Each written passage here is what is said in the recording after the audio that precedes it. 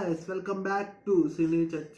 ఈ ఇయర్లో బెస్ట్ వచ్చిన మూవీస్ గురించి అయితే మాట్లాడుకుందాం. అట్లాగే ఫ్లాప్ అయిన మూవీస్ గురించి కూడా మాట్లాడుకుందాం. హై బడ్జెట్తో ఒక రేంజ్లో అలాగొచ్చి ఇలా డౌన్ అయిపోయిన మూవీస్ గురించి కూడా మనం మాట్లాడుకుందాం. వీడియోలో అయితే కొంచెం లెంత్ ఎక్కువ ఉంటుంది, మీరైతే చూసి. ఫస్ట్ అయితే ఈ మూవీలో నా లిస్ట్లో ఉన్న మూవీ అయితే హనుమాన్ అయితే నార్మల్గా వచ్చింది మూవీ. ఒక రేంజ్లో అయితే హైప్ అయితే ఇచ్చింది.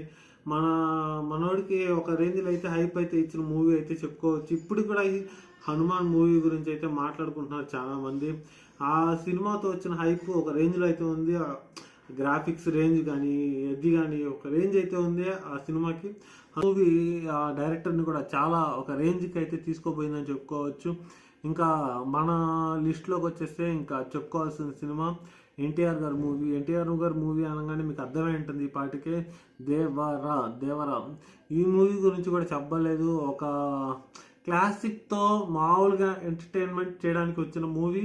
ఆ గ్రాఫిక్స్ కానీ ఎన్టీఆర్ గారి పర్ఫార్మెన్స్ కానీ ఒక రేంజ్లో అయితే ఆకట్టుకుంది జనాభాని. ఈ ఇయర్లో ఇది మెయిన్గా అయితే చెప్పుకోవచ్చు.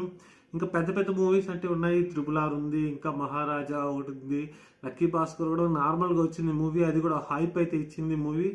దేవరాలో మెయిన్గా వచ్చేటప్పటికి దేవరాలో అంత స్టోరీ లేకపోయినా కూడా ఏదో ఒక యాక్షన్ సీక్వెన్స్తో కానీ ఒక మూమెంట్స్తో కానీ ఎన్టీఆర్ గారి పర్ఫార్మెన్స్తో కానీ డైరెక్టర్ ఇలాగైతే తీసుకుపోయాడు. అది విజువల్ ఎఫెక్ట్స్ లాస్ట్లో అయితే ఒక రేంజ్లో ఉన్నాయి. ఆ పడవ సీన్ కానీ ఆ తిమింగలం అయితే వస్తుంది కదా, ఆ సీన్ కూడా ఒక రేంజ్లో ఉంది. ఇంకా ఈ ఇయర్ ఎండ్లో మంచి సినిమాస్ అంటే దేవరానే ఒక విధంగా చెప్పుకోవాలి. ఇంకా నాకు బాగా నచ్చిన మూవీస్ వచ్చేసి మహారాజా ఒకటి, లక్కీ భాస్కర్ ఒకటి. ఆ మూవీస్ కూడా చాలా బాగున్నాయి. లక్కీ భాస్కర్ అయితే ఒక నార్మల్ పర్సన్ ఎట్లాగా ఒక హై రేంజ్కి వెళ్ళాడు అన్నట్టు చూపించారు ఈ సినిమాలో లక్కీ భాస్కర్ కూడా. ఆ మూవీ కూడా చాలా బాగా నచ్చింది నాకు. సంగతికి వచ్చేస్తే మహారాజా సింపుల్ స్టోరీ తీసుకొని దాన్ని ఒక రేంజ్లో అయితే తీయడం కూడా జరిగింది. ఆ సినిమా కూడా చాలా బాగా నచ్చింది నాకు. ఏదైతే ఇట్లా చేయడం అది తప్పని చూపించి ఈ సినిమాలో చూపించారో అది కూడా నాకు చాలా బాగా నచ్చింది ఈ మూవీలో, మహారాజా సినిమాలో. ఇంకా మెయిన్గా వచ్చేస్తే మన మూవీ గురించి చెప్పుకోవాలంటే పుష్ప 2.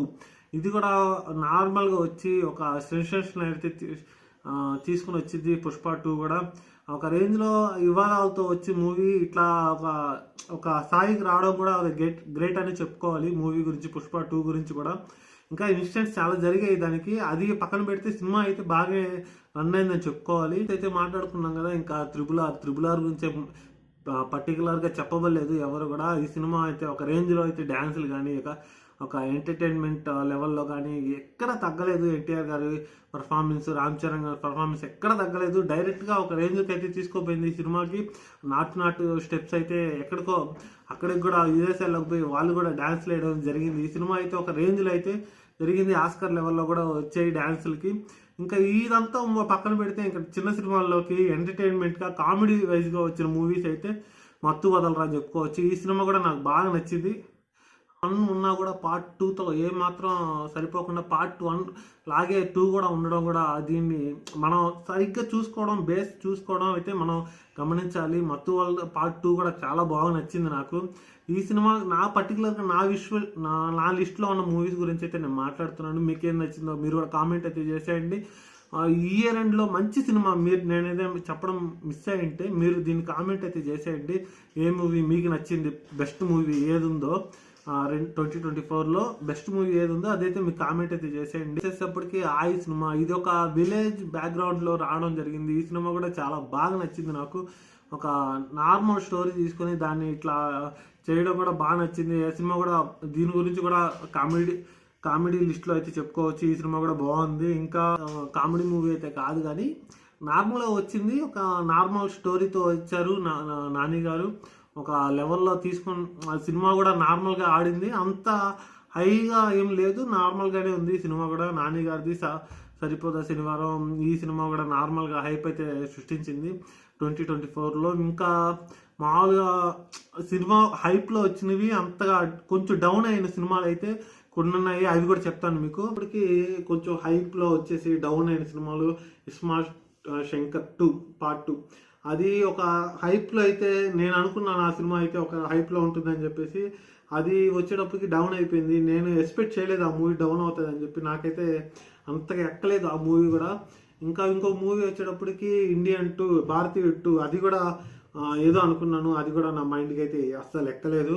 భారతీయ 2 కూడా ఏదో కమల్ హాసన్ గారు ఒక రేంజ్లో చేస్తారని చెప్పాను, కానీ అదేదో చిన్న స్టోరీ తీసుకొని వచ్చి దాన్ని హైప్ చేయడం నాకైతే నచ్చలేదు. మీకేమైనా ఆ సినిమా నచ్చుంటే మీరైతే కామెంట్ అయితే చేసేయండి.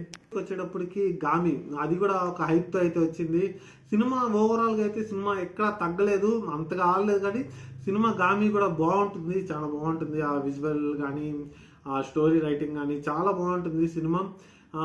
మన విశ్వక్సేన్ గారికి ఈ సినిమా హైప్ ఇంకా కొంచెం హైప్ తెచ్చుంటే బాగుంటుంది అని చెప్పి నా ఉద్దేశం. 4లో చాలా మూవీస్ వచ్చాయి, కానీ అవి అంతా ఏదో స్టోరీ వైజ్గా కానీ పిక్చరేషన్ కానీ నాకైతే అంత ఎక్కలేదు.